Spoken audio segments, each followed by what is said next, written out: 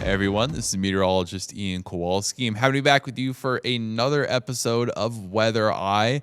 This time, we're getting close to the new year, right? So we're going to take a little bit of a look at the past. I do a little review, a little nostalgic look back at a good old 2025, which we're almost done with as of recording on the 19th of December. And then we're going to look a little bit further in the future. We're going to take a look at January, kind of see what the early months of 2026 are going to start to look like. So here in Grand Junction, we'll start with the spring, right? We're already in the winter. We want some nicer conditions, right? We want to talk about good old days. And it was one of the warmest on record here in Junction. You're going to hear that a lot. But fourth warmest mean high. Just daytime highs, get up to 60, 70 degrees. 70 degrees was actually the exact mean high for the entirety of the spring of 2025, and fourth warmest. Just think about that.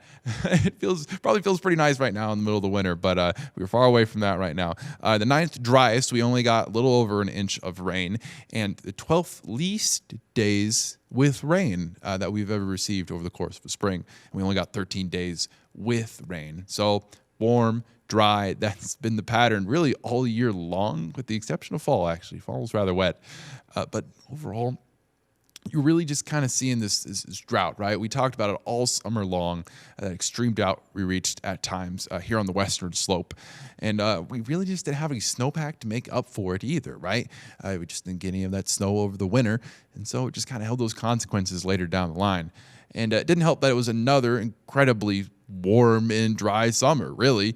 It was the 11th warmest that we'd seen on record on average, a little over 93 degrees. The 30th driest on record. That's not quite the highest, but we have records going back, around 150, 200 years range, depending on the specific stat. So point is, it's still kind of in those upper echelons, even if it wasn't quite, top 10 worthy in terms of being dry. And the 12th least days that we've ever recorded with rain, once again, 10 days with rain. That's it. That's all we got the whole summer.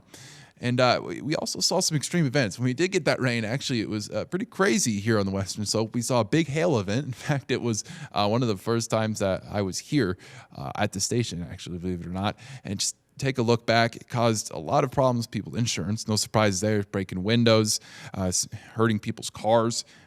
And look, it was just an incredibly cloudy day, backed up by that severe thunderstorm warning happening right in the middle of the Grand Valley. You certainly don't see an event like that every day. Look at the field in the middle of town.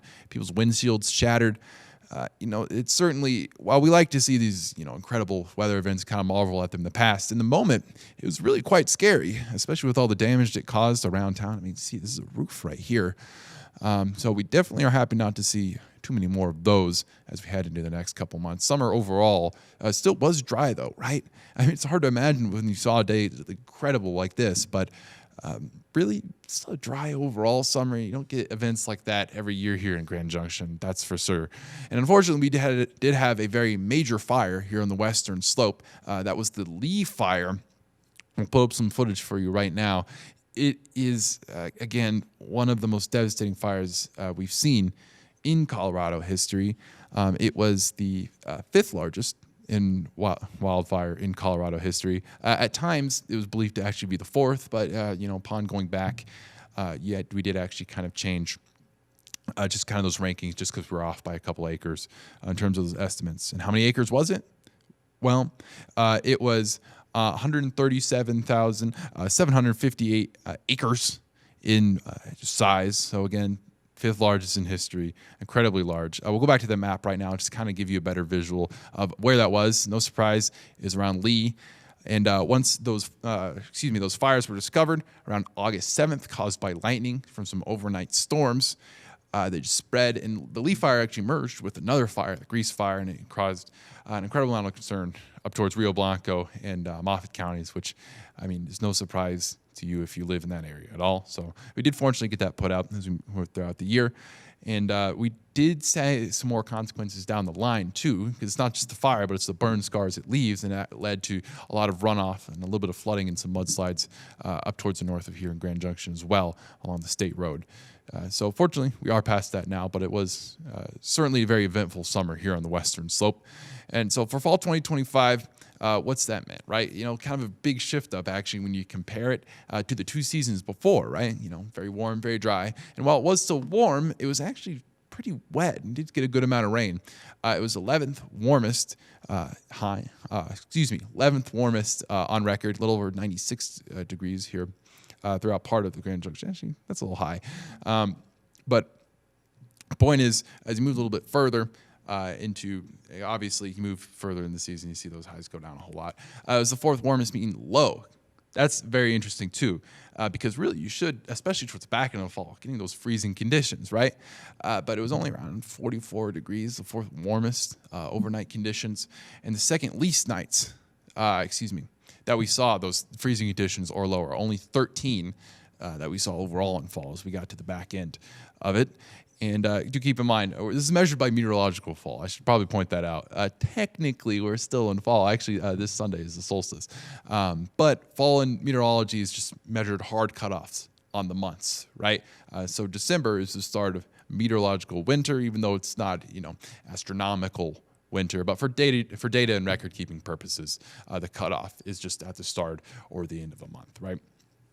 It was the 19th wettest fall that we've seen, though. That's really important. Again, big difference. A little over 4 or a little under 4 1/3 of an inch of rainfall that we saw throughout the season overall, and that's not even counting any snow we got.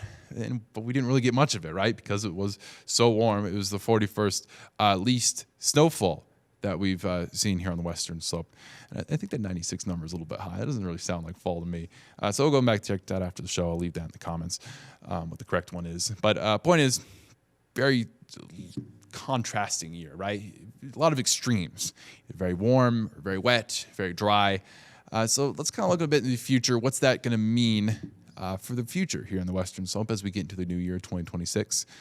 We really should be in those, kind of mid to upper 30s in January, and the lows should be in the teens. We haven't gotten anywhere close to that here in December, right? If you're hanging out right now, that those lows really are still kind of in the 20s. Not anywhere near where we should be at. Precipitation, about 1/6 of an inch of rain, and snow. You should get a good amount, right? Kind of over the course of January, getting a good amount of snow there, right? But will we see that? Will we see that? That's a big question. We can talk about averages and numbers all we want. We can do all this climatology.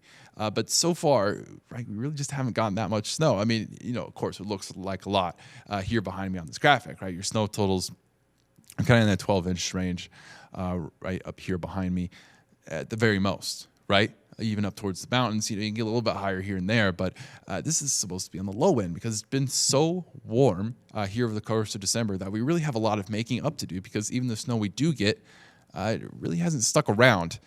What's that mean? Well, it means a lot of your ski and snow resorts are pretty dry right now, right? They have to make a lot of their own snow, and it does have those long-term consequences like we talked about. Not getting that snow melt as we get later on into the spring, just really not going to be the water supply that we're going to need to keep us as moist as we should be later on. Here's a little snow melt graphic from the USDA, kind of just to give you a visual of it. And look right there in the middle. That's the Colorado headwaters. These are the runoff zones here, right, on the screen. Colorado headwaters, Colorado River, right? This is kind of the one that we really depend on here in Mesa County. And, I mean, look at this. This was only taken as of recording a day or so ago. And we're only in that 50 to 60% capacity of where we should be at in terms of that snow buildup, right? Only 60% of the normal. So, like we talked about, already a dry year so far. In terms of rainfall, with the exception of fall. And then we finally get that moisture, and it's too warm to actually get the snow. And now across the western slope, it's not just the Colorado headwaters. Really, you're only seeing those 50, 60% ranges in terms of the snow we have compared to the snow we should have at this time of year. Just feeling very dry overall. And that's not really expected to change too much as we get in the next couple months. This is our temperature outlook, right? Heavily dependent upon the INSO patterns, which we'll look at here in a minute. But for December through February, right, it's still expected to be above average, right? Most of the time, seeing above average conditions. The more orange, the more likely you are to see above average conditions. It's not a measurement of scale, but it's just kind of a direction for where we're heading, right? In terms of moisture, well, maybe a little bit more up towards our northwestern corner of the state. But we're not expected to see, or at least we're not likely to see some huge wave of moisture as we get into early year, which is not what we want to see, right? We need the return of that snowfall for this mountains and the snowpack as we get further into the winter, which meteorological winter, again, we started, but solstice, hey, coming up soon. So La Nina is what we're in right now. It's one of the reasons that we're kind of seeing this moisture, kind of return here and there a little bit, right? Coming over from the northwest, the wetter than normal regions over there towards the Pacific. And then here behind me is the warmer La Nina temperatures, right?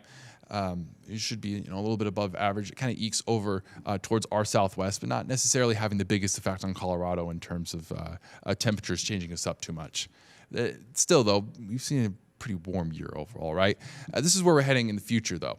INSO neutral as we head in kind of the February, March territory. We're expect that moisture to kind of move over towards the east a little bit, which certainly would not be good for us.